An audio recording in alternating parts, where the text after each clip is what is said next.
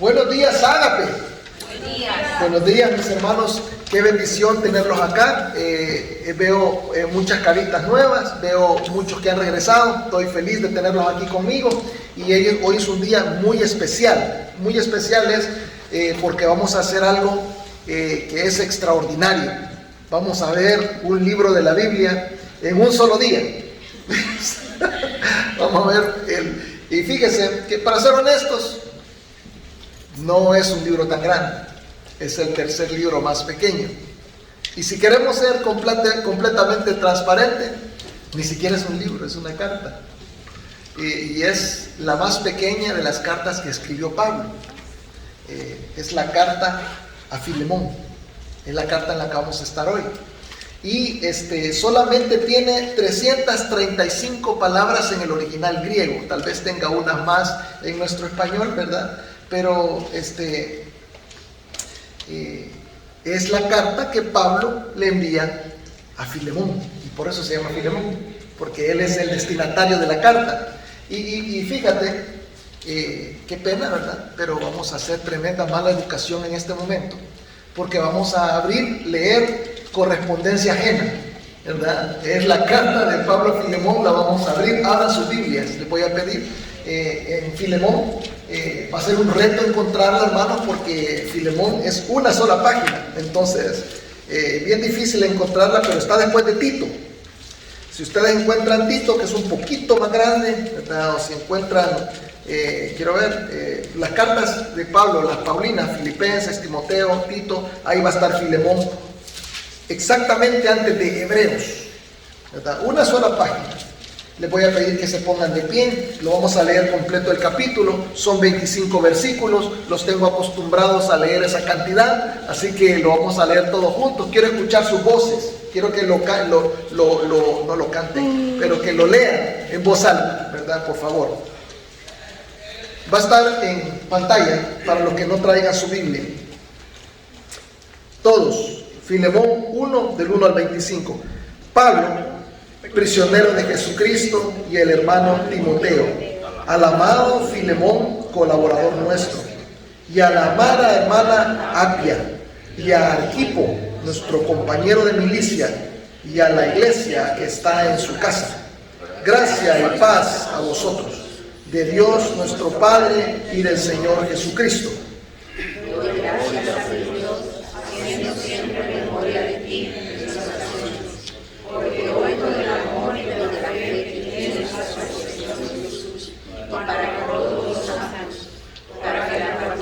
De ustedes sea escasa en el conocimiento de Dios y de cada nosotros por Cristo Jesús. Pues tenemos gran gozo y consolación en tu amor, porque por ti, oh hermano, han sido confortados los corazones de los santos. Por lo cual, aunque tenga mucha libertad en Cristo para mandarte lo que conviene, más bien te ruego por amor, siendo como soy, Pablo, ya anciano, y ahora además prisionero de Jesucristo. Te ruego por mi hijo Onésimo, a quien engendré en mis prisiones, el cual en otro tiempo te fue inútil, pero ahora a ti y a mí nos es útil, el cual vuelvo a enviarte. Tú pues recíbele como a mí mismo. Quisiera retenerle conmigo, para que en lugar tuyo me sirviese en mis prisiones por el Evangelio. Pero nada quise hacer sin tu consentimiento, para que tu favor no fuese como de necesidad, sino voluntario. Porque quizás para esto se apartó de ti por algún tiempo, para que le recibieses para siempre. No ya como esclavo, sino como más que esclavo, como hermano amado, mayormente para mí, pero cuanto más para ti, tanto en la carne como en el Señor. Así que, si me tienes por compañero, recíbele como a mí mismo, y si en algo te dañó o te debe, ponlo a mi cuenta. Yo, Pablo, lo escribo de mi mano, yo lo pagaré, por no decirte que aún tú mismo te me debes también. Sí, hermano, tenga yo algún provecho de ti en el Señor. Conforta mi corazón en el Señor, que he seguido confiando en tu obediencia, sabiendo que harás aún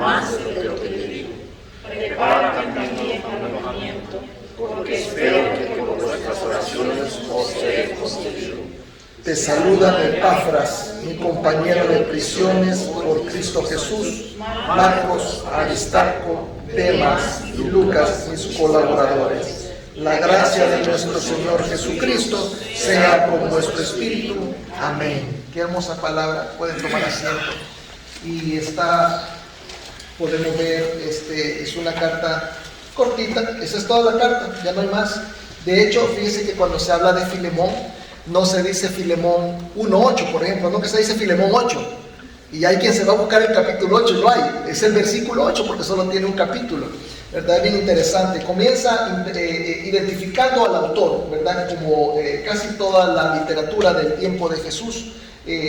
Pablo dice, prisionero de Jesucristo. O sea, comienza afirmando el nombre para que sepan quién es el que está enviando la carta. Y fíjate, quiero comenzar aclarando algo, porque te vas a dar cuenta, bueno, por lo menos yo crecí en ese entendimiento. Cuando vamos a la iglesia, regularmente se nos dice de que, y esto es un malentendido, creo yo, ¿verdad? Y lo estábamos hablando con la hermana Iris por mensaje mientras preparaba la clase de escuela dominical, y ya no lo quisimos traer durante la clase de escuela dominical porque ya venía en el mensaje, ¿verdad?, esta aclaración, y es que nos han enseñado de que Pablo, cuando Jesucristo se le apareció y él se convirtió a él tenía el nombre de Saulo, todos sabían que era Saulo de Tarso, y ahora por la conversión, ¿verdad?, por ese encuentro con Jesucristo, recibe el nombre de Pablo. Y nos enseñaron diciéndonos que todas las personas, que eso se daba mucho en la antigüedad, cuando una persona tenía un encuentro genuino con Jesucristo, cambiaban su nombre, que ese era el caso de allá, de Abraham, de Sara, y mencionan a varios, y en realidad tienen razón con Abraham y con Sara. Abraham y Sara, allá en el capítulo 17 de Génesis, ¿verdad? El Señor les cambia el nombre. Dios les dice, les voy a poner así por razón de un nuevo pacto que ahora tengo con ustedes. Pero con Pablo no sucede eso. Y entonces, ¿de dónde sale el nombre Pablo? Y nosotros nos ponemos a escudriñar la escritura y a buscar de dónde sale este nuevo nombre. Y ustedes van a dar allá con Hechos 11, mucho después de la conversión de Pablo. Hechos 11, Hechos 13. Se van a dar cuenta que Lucas le llama Saulo. Quiere decir que su nombre no ha cambiado. Y eso que Lucas, fíjate, Lucas es médico. Lucas se cree que es gentil, no se sabe que sea judío. Entonces, pero le dice Saulo. Y entonces su nombre no ha cambiado, sigue siendo Saulo. Pablo es simple y sencillamente la traducción del nombre judío al nombre griego. Entonces, cuando Pablo está hablando con los griegos, no quiere que la diferencia de nombre, porque si le dicen Rabí Shaul, ya hay una distancia entre las dos personas. Es exactamente lo que quieren hacer las personas que ahora tienen un doctorado y que le dicen a la gente, no diga que soy doctor. Yo en la convención el año pasado me tocó presentar a un hermano que trajimos de República Dominicana para predicar. Y el hermano me dijo, no diga que soy doctor, porque el decir que soy doctor estorba el evangelio. Decir que soy doctor, ya la gente dice, este es un creído, ¿verdad? Y ya no abren el oído a lo que él tiene que decir por estar prejuiciados con lo que él ha estudiado. Entonces, Pablo era un hombre muy estudiado, era un hombre muy preparado. No quería que le dijeran Rabí Shaul, ¿verdad? No, que Paulos apóstolos. Así es como le decían en griego, Paulos apóstolos. Era Pablo. Entonces él se asemejaba a las personas con las cuales se iba a comunicar de manera que el evangelio fluyera libremente. Fíjese qué interesante, en nuestro medio eso se llama contextualización. Usted no va a llegar a un ambiente donde usted va a evangelizar sin conocer el trasfondo de las personas a las que usted le va a hablar, porque puede cometer tremendos errores. Hay culturas donde es muy ofensivo hacer ciertas cosas. A mí me sorprende estudiar las culturas. Por ejemplo, yo no sé si ustedes lo sabían, pero los japoneses, cuando le entregan su tarjeta de presentación, se la entregan así. O sea, le dan, no como nosotros que agarre una. Nosotros, o sea, las culturas son diferentes. Y cuando nosotros decimos agarre uno, la agarra, ¿verdad? Y la gente se la mete en la bolsa y no hay problema. Usted no le puede hacer eso a un japonés. Un japonés le entrega la tarjeta y quiero que sepa que culturalmente esa tarjeta es la extensión de su persona. Entonces, cuando usted agarra esa tarjeta y se la mete en la bolsa de atrás, ¿sabe qué le está diciendo? Que usted no tiene, que no tiene ninguna importancia para usted. Entonces no puede agarrar la tarjeta y meterse en la bolsa de atrás, y eso es lo que yo tengo la costumbre de meterme todo en la bolsa de atrás. Me dan un sobre, me lo echo aquí. Y entonces eso no se puede hacer con los japoneses con la tarjeta de presentación. Entonces fíjese, cositas como esa, usted le hace eso a un japonés, usted piensa que le va a compartir el evangelio después de haberlo ofendido de esa manera, ya no lo va a escuchar. Entonces tiene que conocer y tiene que, ¿cómo se llama? Estudiar un poco aquellos con los que ustedes se van a relacionar. Pablo estaba haciendo eso. Y fíjate, hay Hechos 13, dice, ¿verdad? Dice, no sé si lo traje, pero no lo vamos a poner todo, pero el versículo 13:1 dice: había entonces en la iglesia que estaba en Antioquía profetas, maestros, Bernabé, Simón el que se llamaba Níger, Lucio de Cirene, Manaén el que se había criado junto con Herodes el tetrarca, y Saulo. Ahí estaba Saulo. O sea, él sella con su nombre, ¿verdad? Y lo gracioso es que fíjese que es el Espíritu, ¿verdad? Porque si usted ve el versículo 2, dice: ministrando estos al Señor y ayunando, dijo el Espíritu Santo, apartarme a Bernabé y a Saulo. El Espíritu le está llamando Saulo.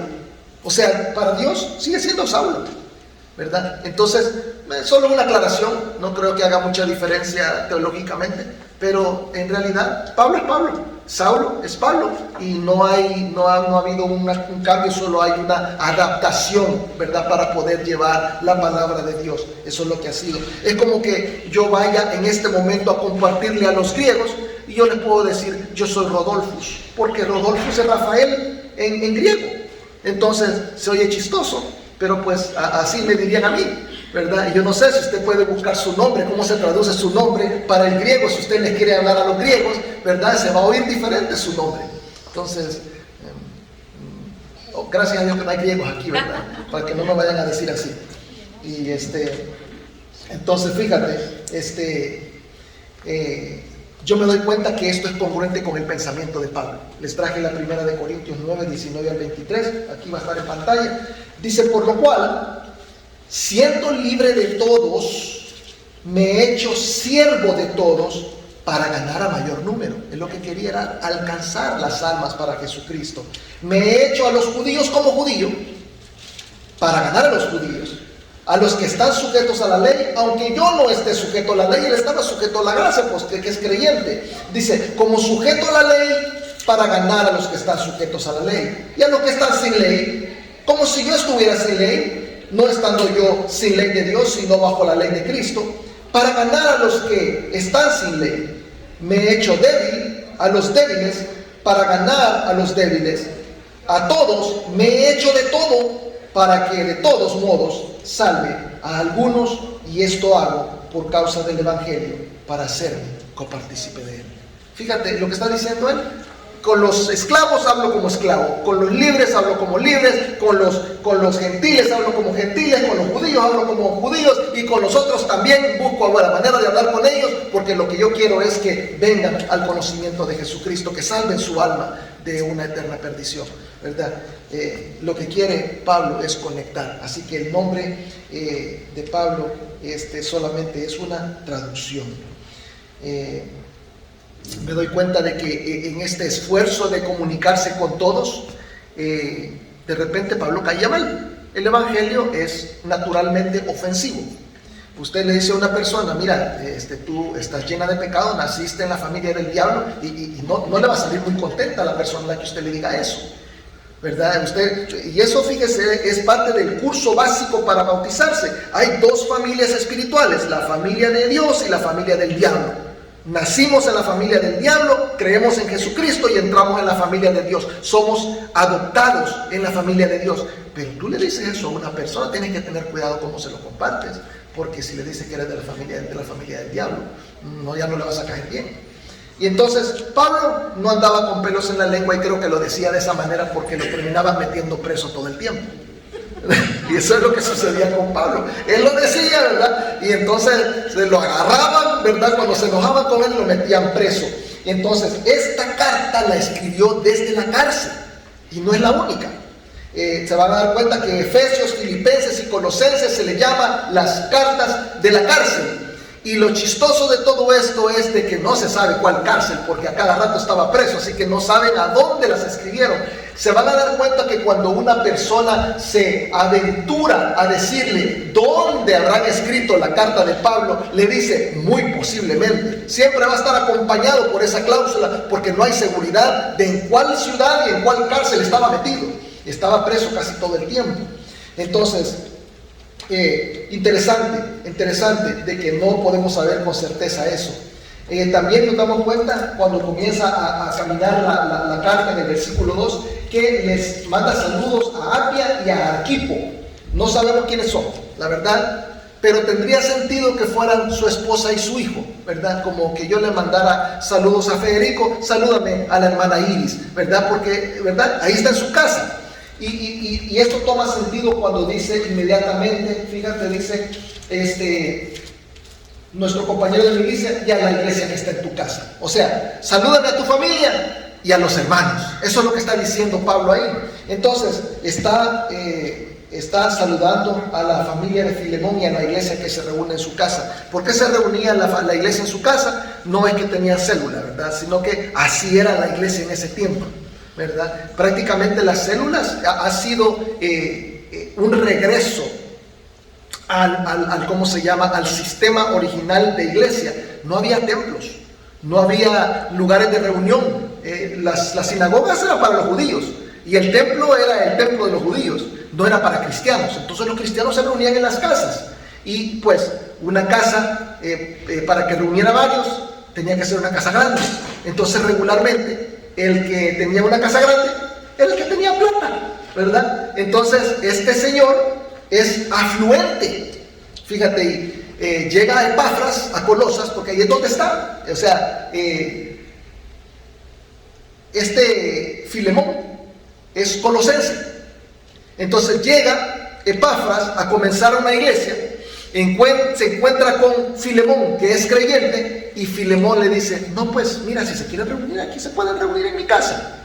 Y entonces no es que Epafras convirtió a Filemón. Se cree que de alguna manera Filemón se había encontrado en otro lugar con Pablo, posiblemente en Éfeso, y que le había compartido el evangelio. Se dan cuenta más adelante que le dice, tú mismo te me debes a mí. O sea, le está diciendo, te salvaste porque te compartí el evangelio. Y entonces no le está diciendo que él lo salvó, pero sí le está diciendo, ¿verdad? Dios me utilizó para que tú vinieras a la verdad. Entonces se vuelve evidente que Pablo le presentó el evangelio a Filemón, y que ahora Filemón es prácticamente un hijo espiritual de Pablo. Y Pablo compartía el evangelio, y ahí está otro convertido. Era un ciudadano romano Filemón, y como todos los ciudadanos romanos afluentes, tenían derecho y tenían esclavos. Y ahí es donde entra en juego este hombre que está en el versículo 10, Onésimo. Onésimo, el nombre significa útil. Útil, por eso es que Pablo más adelante hace el juego de palabras y dice, en otro tiempo fue inútil, pero ahora es útil. Pero en realidad su nombre es Onésimo. Está haciendo un juego de palabras. Pablo siempre hace eso él, ¿verdad? Y le quería leer Tito 2:9, creo que está por acá. Está inmediatamente antes de Filemón. Tito 2:9 dice, fíjate, exhorta a los siervos a que se sujeten a sus amos, que agraden en todo, que no sean respondones. Está hablando de los esclavos. Y fíjate que qué curioso, ¿verdad? Que ¿cómo se llama? Que Onésimo es un esclavo. Y Pablo, yo no sé si cuando él dijo eso habrá estado pensando en Onésimo, porque no sabemos cuál fue la ofensa que Onésimo le hizo a Filemón, pero nos damos cuenta de que sí tienen un problema, hay una división, hay una separación, y vamos a comenzar a aprender de ahí, porque leí en varios, comentarios diferentes acerca de la carta de Filemón, que es una carta que no tiene enseñanza. Y yo veo que sí tiene enseñanza. Yo veo que sí, yo opino diferente. Fíjese que muchas veces la Biblia nos enseña mediante lo que dice y a veces nos enseña mediante lo que no dice. Y lo primero que yo le puedo decir, número uno, es que la carta de Filemón nos enseña que los creyentes deben ser agentes de reconciliación entre sí mismos y otros. O sea, nosotros debemos de reconciliarnos con las otras personas cuando hay división, especialmente los hermanos en Cristo, ¿verdad? Fíjate bien, la Biblia no dice lo que Onésimo hizo. ¿Qué quiere decir eso? Que no importa lo que haya hecho. O sea, porque fíjate que nosotros somos tan legalistas que si nos dice esto fue lo que hizo Onésimo, entonces nosotros diríamos, no, en el caso de que alguien haga lo que Onésimo hizo, ahí nos vamos a reconciliar. La Biblia no dice que. ¿Por qué? Porque no hay ninguna razón por la cual dos cristianos no se amen. No hay ninguna. O sea, no importa cuál sea la razón, los cristianos deben mantenerse en comunión. Cristo nos ha dado el vínculo de la paz. ¿Qué quiere decir eso? Que estamos unidos porque tenemos relaciones pacíficas los unos con los otros, ¿verdad? Y es cierto que hay hermanos difíciles, yo no lo voy a negar.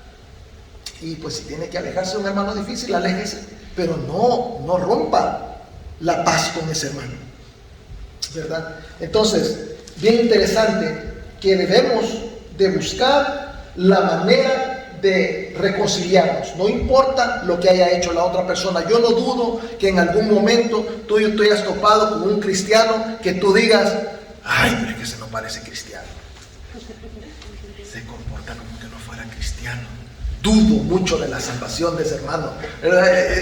Son cosas que nosotros decimos, pero en realidad el Señor es bueno y podrían pensar lo mismo de nosotros, porque nosotros tampoco somos monedita de oro. Así decimos en mi país, yo no sé si en el suyo dicen eso, ¿verdad? Pero no somos monedita de oro. De repente también los cristianos nos equivocamos, ¿verdad? No nos damos cuenta de nuestros problemas de carácter. Nuestra cultura nos hace chocantes. Muchas veces los salvadoreños somos bien abusivos para hablar. Nosotros tratamos a toda la gente de vos. Y hay gente que se cría tratándose de usted, y en cuanto llegas y le hablas de vos, ya le caíste mal. Entonces, y no lo hacemos por ofender, esa es la manera como somos.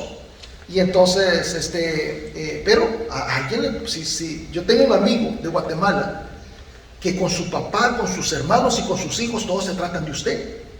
Todos se tratan de usted, y yo todo el tiempo, vos, ¿verdad? Y hemos hecho una amistad bien fuerte con él de muchísimos años. Ya se acostumbró a que yo le hable así. Y me acostumbré que él me trate de usted y yo lo trato de vos. Es bien disparejo, ¿verdad? Y feo, ¿verdad? Y de repente quisiera, ¿verdad? Hacer como hace él, pero es la costumbre. Lo que le quiero decir es que muchas personas van a salir ofendidas por el trato con nosotros. Muchas personas, otros, pues no solamente cuestión cultural o nacional, sino que va a ser una cuestión de que su carácter, ¿verdad? No les muestra de que algunas cosas no se hacen. Yo no dudo que eventualmente te vas a topar con alguien que te ofenda profundamente, que te hiera en el corazón, que te traicione. A mí me han traicionado. Y ustedes me van a ver que yo no les dejo de hablar a nadie. Yo hablo con todo el mundo, no importa, ¿verdad?, que lo que me hagan, ¿verdad? Si usted puede tener la certeza de algo, es de que me puede hacer lo que le dé la gana, y yo no le voy a dejar de hablar, ¿verdad? Me va a doler, pero no le voy a dejar de hablar. Me lo voy a encontrar en la calle. Yo me he encontrado con gente que me ha hecho cosas feas, ni les voy a decir qué, cosas feas. Y yo me los encuentro en un tipo y voy y los abrazo y hablo con ellos, y no lo hago por hipocresía, ni lo hago por hacerlos sentir mal, sino que porque el cristiano está obligado, porque tiene a Jesucristo en el corazón, a mantener la paz en la medida de lo posible con todos los hombres, creyentes y no creyentes. O sea, nosotros somos agentes de reconciliación. ¿Cómo puede uno ser agente de reconciliación si anda peleado con todo el mundo? Hemos agarrado los cristianos la fea costumbre de andarnos haciendo enemigos de todo el mundo y no hablarle. Y en realidad eso no es posible. No es posible ser cristiano y estar peleado con aquel, estar peleado con, no, que aquel no le habla, que aquel tampoco, ¿verdad? Hay que hablarles, hay que hablarles. Y eso creo que se llama, ¿verdad? ¿Cómo que le llaman? Maduración. ¿Verdad? Tiene que madurar uno. Sí, tiene que dejar eso de lado ahí. Fíjese, tiene que perdonarlo de corazón, cualquier cosa que le hayan hecho. Mire, que el Padre Nuestro, que no hemos llegado ahí todavía el día viernes, ¿verdad? El día viernes de oración hemos estado estudiando el Padre Nuestro y nos hemos quedado atascados en el versículo 9, que santificado sea tu nombre. Pero ya vamos a llegar pronto a donde dice, perdona nuestras deudas como nosotros perdonamos a los que nos ofenden. El Señor pone una cláusula condicional en la oración modelo. Porque es la voluntad del Señor que nosotros seamos perdonadores de la manera que Él es perdonador. No es que el Señor no lo va a perdonar, no lo quiero alegrar a aquel que no le gusta perdonar. No quiero que se vaya de aquí, el pastor dijo que sí me va a perdonar aunque yo no perdone, pero el Señor quiere asegurarse de que el cristiano no puede vivir así. No puede, tiene que ser un agente de reconciliación entre sí mismo y otros, ¿verdad? Debemos de perdonarlos de corazón, debemos pedirle a Dios que los perdone y debemos hablarles y decirles que los perdonamos. No les podemos quitar la palabra, ¿verdad? Cristo es Dios de reconciliación. Dios, ¿verdad?, nos ha reconciliado a través de nuestro Señor Jesucristo. Es ridículo, ¿verdad? Que yo lo he visto de repente. Una persona te mira en la tienda y como no te habla, se va para otro lado. Búscalo y háblale y que se dé cuenta de que tú le has perdonado de corazón y que no hay problema contigo, ¿verdad? No hay problema contigo. Y no dudo que te puedan haber hecho algo feo, no dudo que no se hace lo que hicieron, pero lo hicieron y eso ya no es responsabilidad tuya, eso es cosa de ellos. Y, ¿verdad? Ahora lo serio sería que tú fuiste el que hizo lo feo. Tienes que pedir perdón. Tienes que pedir perdón y tienes que arreglar eso, ¿verdad? Fíjate lo que hacen los alcohólicos anónimos. Yo no sé si ustedes saben que tienen, ¿cómo se llama? Pasos. El primer paso de un alcohólico anónimo es que tienen que reconocer que son alcohólicos. Entonces llegan a la reunión y lo primero que dicen, soy Rafael Walter y soy borracho. Es lo primero que tienen que decir. Tienen que reconocer que tienen ese mal. Y nosotros, fíjese que venimos al cristianismo y lo primero que tenemos que hacer es decir, soy Rafael Walter y soy pecador. Es lo primero, porque el Señor quiere que reconozcamos lo que somos y que nos arrepintamos de eso para venir al conocimiento de Jesucristo. Luego después, ¿verdad? Él quiere que nosotros llevemos ese vínculo de paz. Yo no sé cómo van a ser algunos cristianos para que en el reino milenario de Cristo puedan servir junto con otros cristianos si no les hablan. O sea, dense cuenta que el fin del tiempo viene pronto y que va a venir el reino milenario de Jesucristo y que nos va a tocar que reinar con Él. Y entonces, si usted tiene hermanos con los que no se habla, ¿cómo va a hacer para, delante de Cristo, no relacionarse con los hermanos para, o sea, mejor que arregle las cosas ya. Arregle las cosas ya, ¿verdad? Gálatas 5 hace una lista de las obras de la carne. Yo no sé si ustedes las han leído, porque la mayoría le gusta leer ¿cómo se llama? El fruto del Espíritu. A eso le encanta todo, ¿verdad? El fruto del Espíritu. No, pero es bueno que conozcamos las obras de la carne. O sea, ¿qué es lo que hace un creyente carnal? ¿Qué es lo que hace un creyente carnal? Mire, se lo voy a poner lo que hace un creyente carnal porque seguramente usted no está enterado. Gálatas 5, 19 al 21 dice, manifiestas son las obras de la carne, que son adulterio, fornicación, inmundicia, lascivia, idolatría, hechicería, enemistades, pleitos, celos, iras, contiendas, disensiones, herejías, envidias, homicidios, borracheras, orgías y otras cosas semejantes a estas, acerca de las cuales os amonesto, como ya os lo he dicho antes, que los que practican tales cosas no heredarán el reino de Dios. Nos están poniendo las enemistades, pleitos, celos, iras, contiendas, disensiones y envidias junto con las orgías, hermano.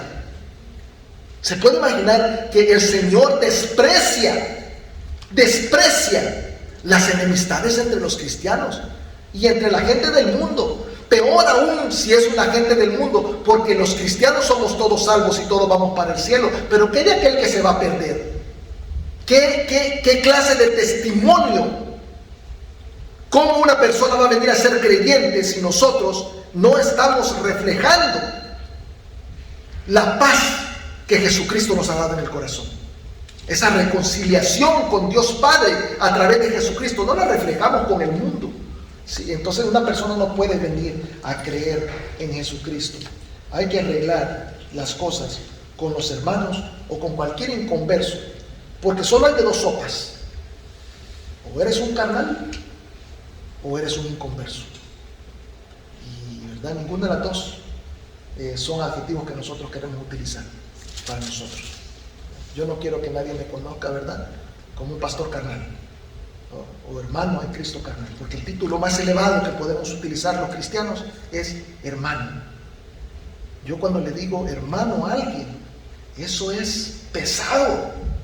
Quiere decir que la sangre del mismo nos ha unido. Somos una sola cosa en Jesucristo. Ya se van a dar cuenta que a mí no me importa ningún título de ninguno de ustedes. Hermano, eso es lo más elevado que podemos llevar junto con el nombre nuestro. Hermanos, es lo que somos.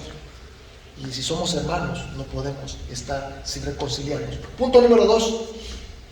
Filemón nos enseña que los creyentes deben ser agentes de reconciliación, no solamente entre sí mismo y otros, pero también entre terceros. Cuando dos personas están peleando, nosotros en mi país tenemos una palabra bien particular para la gente que se mete en los pleitos ajenos: metido, ¿verdad? Metido.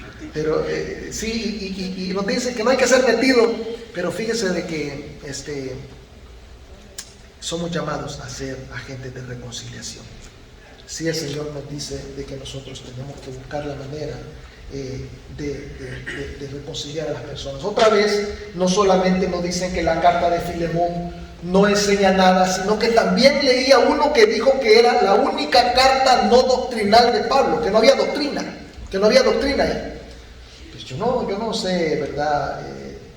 No se ha dado cuenta de que las cartas de Pablo hablan del ministerio de la reconciliación mediante la sangre de Cristo, mediante la cruz. Y me va a decir usted: sí, pero que Filemón no lo dice. No lo dice. Pero Pablo lo está representando gráficamente, por eso no lo menciona. Porque ¿para qué lo va a decir si él lo está haciendo? Yo no sé si no se ha dado cuenta, ¿verdad? ¿Cómo se llama? Fíjese, Filemón 1, del 17 al 19, se lo voy a poner en pantalla, dice: así que si me tienes por compañero, recíbele como a mí mismo. Si en algo te dañó o te debe, ponlo a mi cuenta.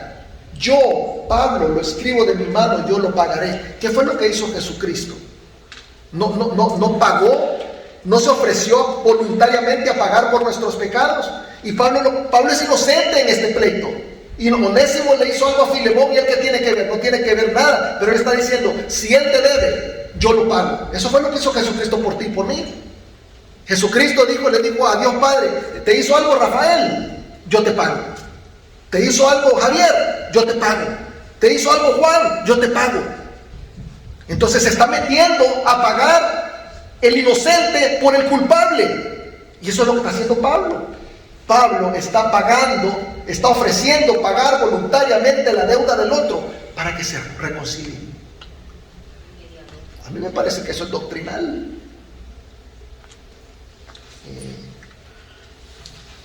El creyente debe tratar de intervenir entre dos hermanos que están cegados por el orgullo y el pecado y motivarlos a la reconciliación.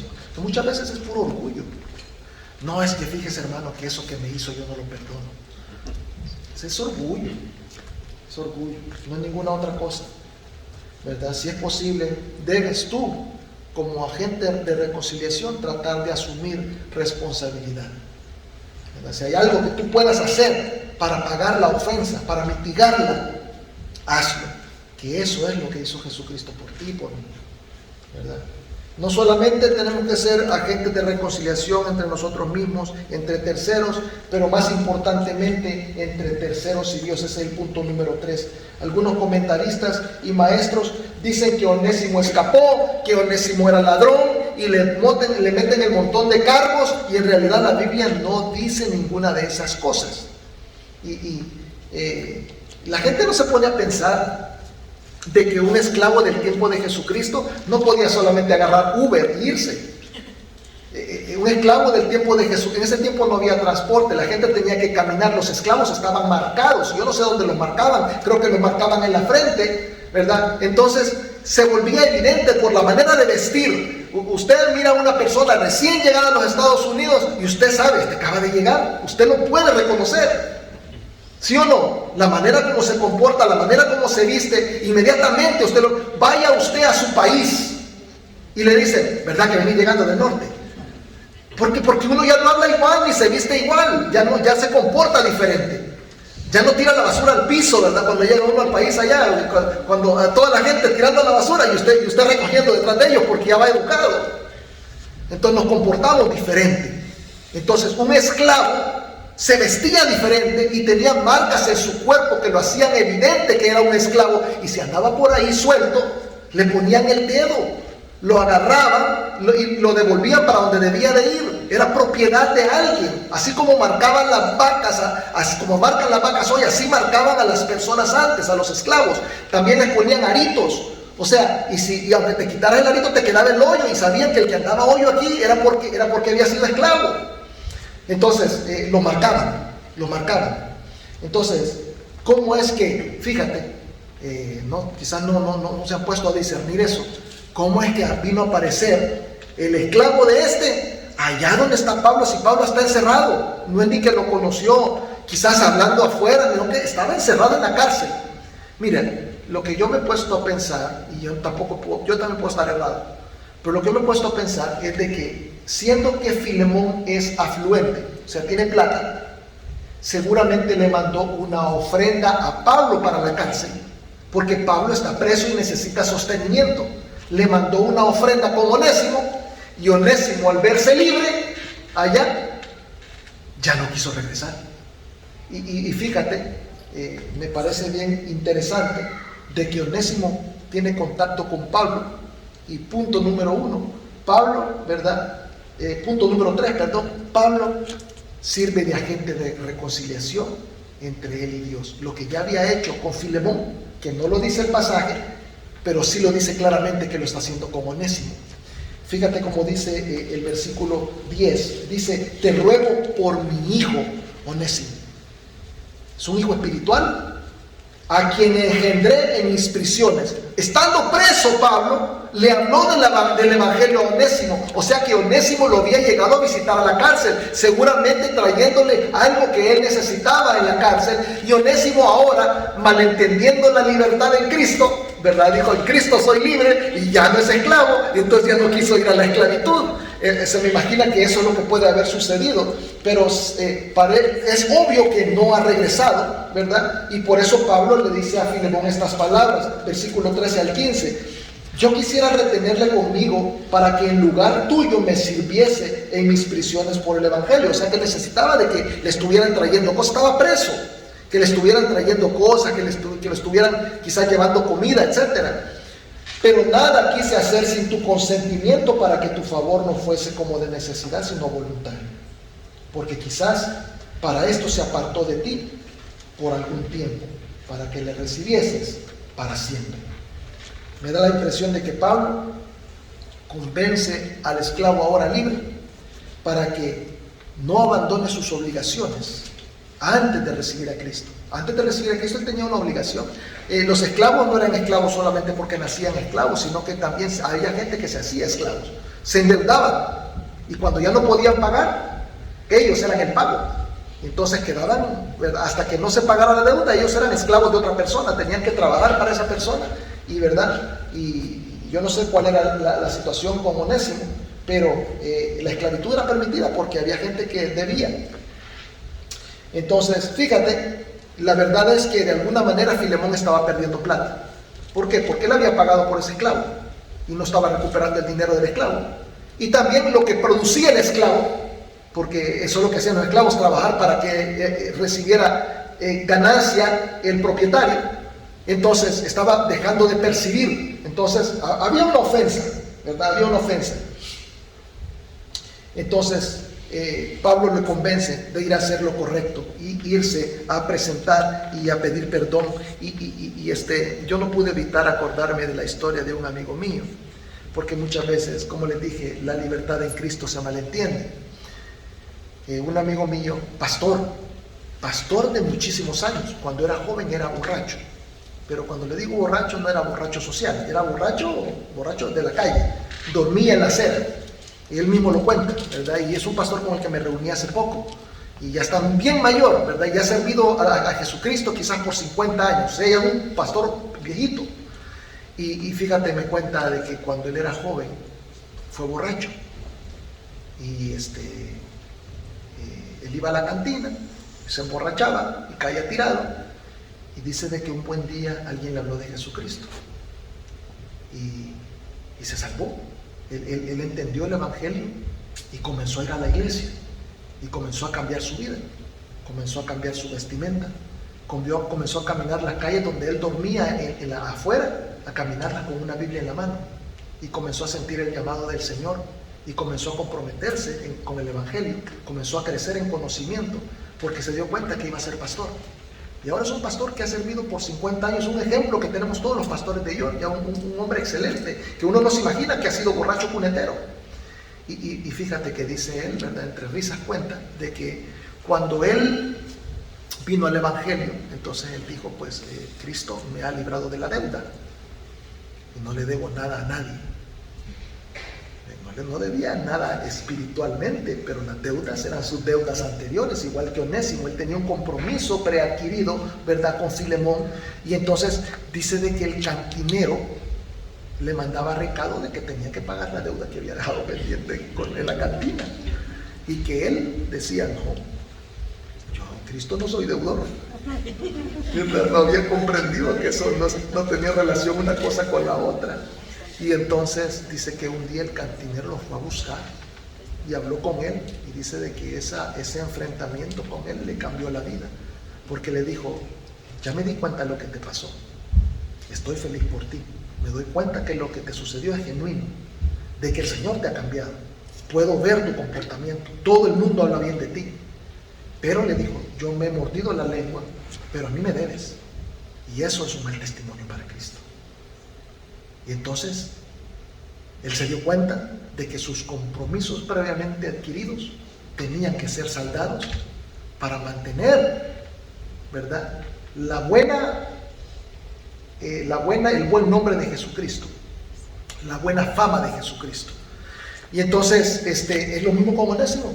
Antes de venir al Evangelio, él ya tenía un compromiso y tiene que pagarlo. Nosotros, yo no sé quién de ustedes ha venido a Cristo recientemente, pero si usted tiene una deuda anterior, honre esa deuda, ¿verdad? Deshágase de ella, páguela.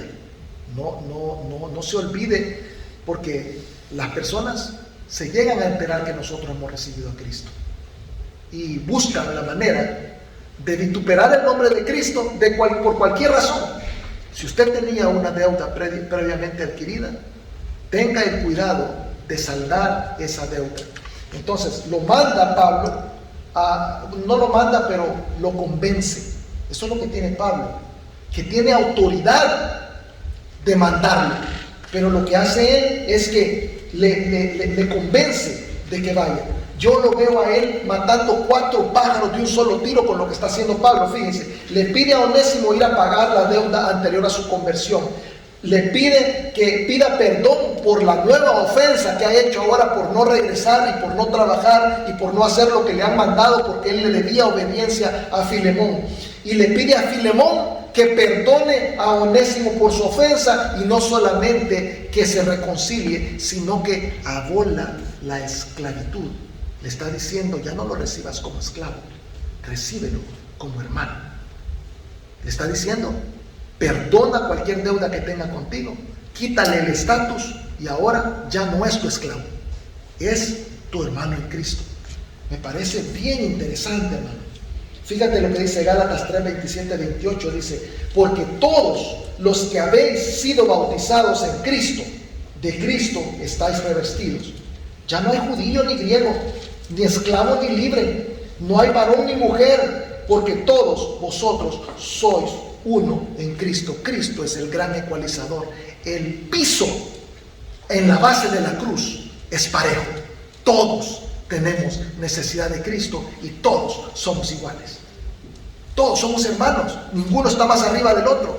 Ninguno porque aquel es de Nicaragua, no que porque aquel es de El Salvador, ni porque hable un idioma, ni porque hable el otro. A mí me agrada ver la diversidad que hay en Cristo Jesús. Todas las lenguas.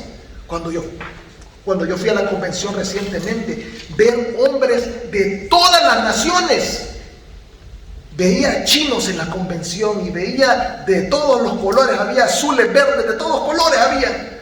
Y me pareció sorprendente lo que hace Jesucristo. Él es el gran ecualizador. Todos tenemos necesidad de Jesucristo. Y ninguno es más que nadie. Ni por la plata que tenga, ni por la pobreza que tenga. Todos somos lo mismo y todos somos iguales.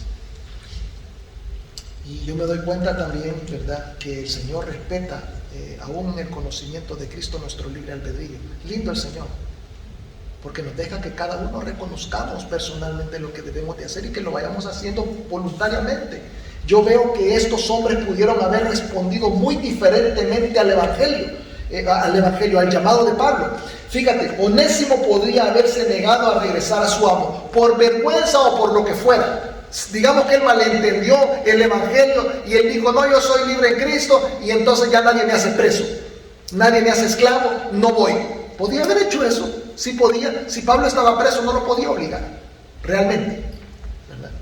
Y ahora yo veo que Pablo, por su autoridad apostólica, podía ordenarle tanto a uno como al otro. Pero fíjese lo que dice aquí, él dice que lo ruega por amor de Cristo a Filemón. No porque su hijo espiritual le abusa, porque le estoy diciendo, todos somos iguales en Cristo. No trata de usar esa autoridad como algo de que aferrarse, algo para apabullar al hermano. Yo pienso de que es mejor tener la actitud de que somos iguales y de rogar a los hermanos porque en su voluntad hagan las cosas correctas. Yo pienso que así debe de ser.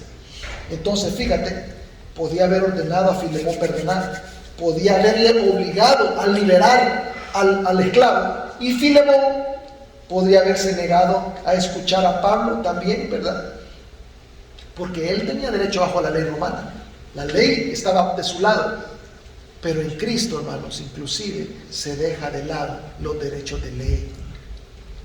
Yo he tenido oportunidades de demandar muchas veces, nunca he demandado a nadie. Muchas veces, quizás tuviera plata. Fíjese, porque aquí la gente hace una demandita y yo no sé cómo hacen, pero sacan un dineral. Pero yo creo que es mejor muchas veces dejar de lado los derechos para que una persona venga al conocimiento de Cristo, la reconciliación. Las cosas espirituales van a saltar más allá que lo que te pueda beneficiar en este momento. Así que es considerar, ¿verdad?, la vida eterna y considerar la eternidad de las personas más allá de tu beneficio personal. El efecto de la gracia, que es como se llama nuestro mensaje de hoy, se vuelve evidente en todos los hombres envueltos en la historia. De la misma manera, el efecto de la gracia debería volverse evidente en la vida de cada uno de nosotros, porque Cristo hizo lo mismo por nosotros que por cada uno de ellos. No somos menos esclavos que Onésimo, no somos menos ofensores. Todos necesitamos el perdón de Jesucristo y todos necesitamos perdonar. Que Dios nos ayude a tomar cartas en el asunto, ¿verdad? Para que estemos listos para cuando la situación venga a suceder o para cuando nosotros decidamos arreglar asuntos anteriores y pasados. Vamos a pedirle a nuestro Señor que nos dé la fuerza, ¿verdad?, para poder realizar los cambios necesarios. Padre Todopoderoso, te doy gracias, Señor, por tu palabra. Bendito seas por esta carta, por estos 25 versículos de amor de Pablo a Filemón, porque, Señor, nosotros nos damos cuenta de que nos enseñas mucho a través de ella. Bendito seas, Padre, porque hemos aprendido que es la reconciliación uno de los temas importantes de toda la Biblia. Señor, lo que tú has querido siempre, desde el principio de la humanidad, es que nosotros vengamos y volvamos a la comunión contigo. Gracias, Señor, por darnos cuenta de que necesitamos reconciliarnos. Necesitamos reconciliarnos contigo primeramente, pidiéndote perdón por nuestros pecados. Los que estamos ya en paz contigo necesitamos mantener el vínculo de la paz con nuestros hermanos, y también necesitamos, Señor, ser agentes de reconciliación entre aquellos que estén en disensión. Padre, que tomemos en serio la paz, que la paz del Señor nos llene todo el tiempo, que sea entre nosotros todo gracia y paz, porque de eso es lo que tú has llenado nuestras vidas, nuestras mentes y nuestros corazones. La paz tuya sea entre nosotros. Bendito seas por siempre. Amén.